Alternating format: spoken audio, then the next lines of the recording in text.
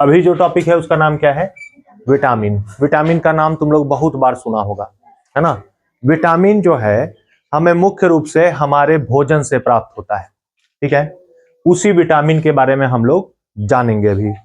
Vitamin क्या चीज है? ये आवश्यक सूक्ष्म पोषक तत्व होते हैं, यानी ये हमारे पोषक तत्वों में से ही एक पोषक तत्व है, जो बहुत ज्यादा मात्रा में तो हमें नहीं चाहिए, लेकिन कम मात्रा में हमारे शरीर को इसका निरंतर रूप से आवश्यकता होता है। यानी कि कम ही चाहिए लेकिन रेगुलर चाहिए शरीर को। बस समझ रहा है? जो शरीर के समुचित विकास, वृद्धि और चयापचय के लिए बहुत कम मात्रा में आवश्यक होते हैं। शरीर का ज्यादातर मेटाबॉलिक कार्य के लिए विटामिन हमारे शरीर को बहुत ज्यादा जरूरी होता है। बिना विटामिन का हमारा शरीर कई सारे परेशानियों से घिर जाएगा, बहुत सारी चीजों की कमी हो जाएगी, शरीर में कई सारे विकार उत्पन्न हो जाएंगे। शरीर इन्हें पर्याप्त मात्रा में नहीं बना सकता, इसलिए इन्हें भोजन के माध्यम से लेना होता है। देखो, शरीर में विटामिन का उत्पादन नहीं होता है। विटामिन हम लोग कहां से प्राप्त करते हैं? भोजन का माध्यम से प्राप्त करते हैं। कहां से प्राप्त करते हैं? भोजन का माध्यम से। जो भोजन हम लोग खाते हैं ना, उसी में विटामिन की मात्रा होती है। अलग अलग प्रकार के खाद्य पदार्थ में अलग अलग प्रकार के विटामिन का पाए जाते हैं। तो हम लोग क्या करते हैं, जब अलग अलग प्रकार के भोजन को ग्रहण करते हैं ना, तो उससे अलग अलग प्रकार के विटामिन हमारे शरीर में चले जाते हैं। कुल जो है 13 विटामिन होते हैं। कुल कितने मुख्य विटामिन होते हैं? 13, जो वसा में घुलनशील होते हैं। जैसे वसा में घुलनशील विटामिन कौन कौन सा है? ए, डी, ई, के। ये 4 विटामिन जो है मुख्यतः किसमें घुलनशील है?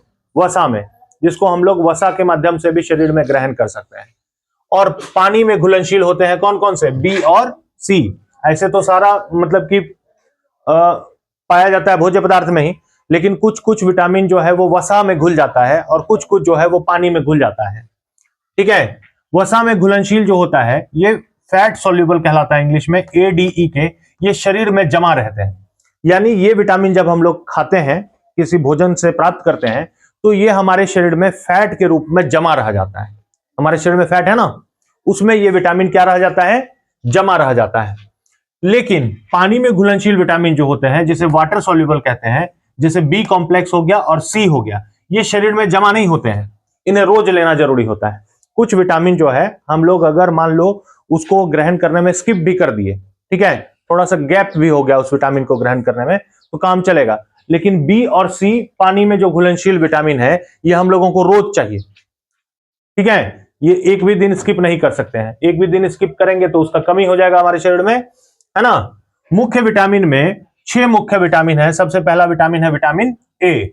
ये आंखों की रोशनी और त्वचा के लिए बहुत ज्यादा फायदेमंद होता है। विटामिन ए किस लिए जरूरी होता है? आंखों की रोशनी और त्वचा के लिए। इसको हम लोग किससे प्राप्त कर सकते हैं? देखो, गाजर से, दूध, अंडे, इनसे हम लोग इसको प्राप्त कर सकते हैं मुख्य रूप से। ऐसे तो बहुत सारी चीजों में पाया जाता है, लेकिन हम लोग मुख्य रूप से जो हमें आसानी से मिल जाए वो क्या है? गाजर, दूध और अंडा। इससे हम लोग विटामिन ए को प्राप्त कर सकते हैं। विटामिन बी क्या है? ये ऊर्जा उत्पादन और तंत्रिका तंत्र के लिए बहुत ज्यादा उपयोगी है। ऊर्जा उत्पादन यानी हमारे शरीर में ऊर्जा का निर्माण होता है ना, और पूरा तंत्रिका तंत्र जो काम करता है वो विटामिन बी के कारण ही करता है। ये हम लोग को कहां से मिलेगा? साबुत अनाज और उसके बाद अंडे और हरी सब्जियों से ये प्राप्त हम लोग कर सकते हैं इसको। उसके बाद है विटामिन सी। ये इम्यून सिस्टम यानी शरीर का बीमारी से लड़ने का जो शक्ति है, शरीर का बीमारी से लड़ने का शक्ति है ना, उसके लिए ये विटामिन बहुत ज्यादा जरूरी है। अगर तुम विटामिन सी रेगुलर रूप से लेते हो तो बीमारी से लड़ने का ताकत शरीर में बहुत ज्यादा अच्छा काम करेगा और बीमारी से बचे रहोगे। तो ये हम लोगों को कहां से मिल जाएगा? खट्टे फल से, आंवला, नींबू और संतरा। जितना भी खट्टा फल है ना, उसमें विटामिन सी जरूर मौजूद रहेगा। उसके बाद है विटामिन डी। ये हड्डियों की मजबूती के लिए बहुत ज्यादा फायदेमंद होता है। विटामिन डी जो होता है ये हम लोगों के किस चीज के लिए जरूरी होता है? हड्डियों के लिए। ये हम लोगों को सूर्य का प्रकाश और मछली से प्राप्त होता है, दूध से भी प्राप्त होता है, दूध में विटामिन डी होता है, ठीक है। सूर्य का प्रकाश, सुबह सुबह का सूर्य का प्रकाश अगर हम लोग थोड़ा लेते हैं तो उससे हमारे शरीर में विटामिन डी का निर्माण होता है। मछली हो गया, दूध हो गया, इन सब चीजों में विटामिन डी की प्रचुरता रहती है। उसके बाद विटामिन ई। ये त्वचा और कोशिकाओं की सुरक्षा के लिए बहुत ज्यादा उपयोगी होता है। ये हम लोगों को किससे मिलता है? बादाम और बीज से। बादाम हम लोग खाएंगे या किसी चीज का बीज, ज्यादातर तो हम लोग अनाज जो खाते हैं वो बीज ही ना रहता है, तो बीजों से और बादाम से हम लोगों को प्राप्त होता है। उसके बाद देखो विटामिन के। ये रक्त का थक्का जमने में सहायक होता है। कभी कभी तुम लोग देखा होगा, चोट जब लग जाता है हमें, चोट लगने के बाद निरंतर वहां से धीरे धीरे खून बहना शुरू हो जाता है, तो वो खून थोड़ा देर बहने के बाद वहां पर अपने आप जमने लग जाता है। उस खून के जमने की प्रक्रिया को क्या कहते हैं? रक्त का थक्का बनना। तो वो रक्त का थक्का क्यों बनता है पता है? विटामिन के चलते। किसके चलते? विटामिन के। अगर रक्त का थक्का नहीं बनेगा तो क्या होगा? खून बहते रहेगा, शरीर का सारा खून निकल जाएगा। तो ये कहां से हमें प्राप्त होगा? हरी पत्तेदार सब्जियों से। किससे प्राप्त होता है? हरी पत्तेदार सब्जियों से। अब देखो, कौन सा विटामिन का कमी होने से हमारे शरीर में कौन सा रोग उत्पन्न हो जाएगा? अगर विटामिन ए का कमी हमारे शरीर में होता है तो कौन सा बीमारी हो जाएगा? रतौंधी, ड्राई स्किन, संक्रमण का खतरा बढ़ जाएगा हमारे शरीर में। उसके बाद विटामिन B1 का अगर हम लोगों के शरीर में कमी हो जाता है तो बेरी बेरी नामक बीमारी हो जाएगा। B2 नाम का विटामिन का कमी अगर हो जाएगा तो त्वचा का फटना। कितना बच्चा का तुम लोग देखा ना, किसी का स्किन जो है क्रैक हो जाता है, फटा हुआ टाइप का रहता है, तो वो किसके कमी से होता है? B2 के कमी से होता है। आंखों का लाल होना। उसी तरह से B3, विटामिन B3, इसकी कमी से क्या हो जाएगा? त्वचा पर दाद हो जाता है, स्किन पर क्या हो जाता है? दाद। तो उसके लिए हमें कौन सा विटामिन लेना होगा? Vitamin B3। उसके बाद देखो विटामिन B12, ये एनीमिया का कारण, मतलब इसका कमी हो जाएगा तो एनीमिया हो जाएगा शरीर में, याददाश्त की कमजोरी हो जाएगी, नसों में झंझनाहट ज्यादा महसूस होगा। कितने ही लोगों से तुम लोग सुना होगा इन सारे परेशानियों के बारे में। तो ये परेशानियां किन बीमारी, मतलब किस विटामिन की कमी के चलते हो जाता है? Vitamin B12।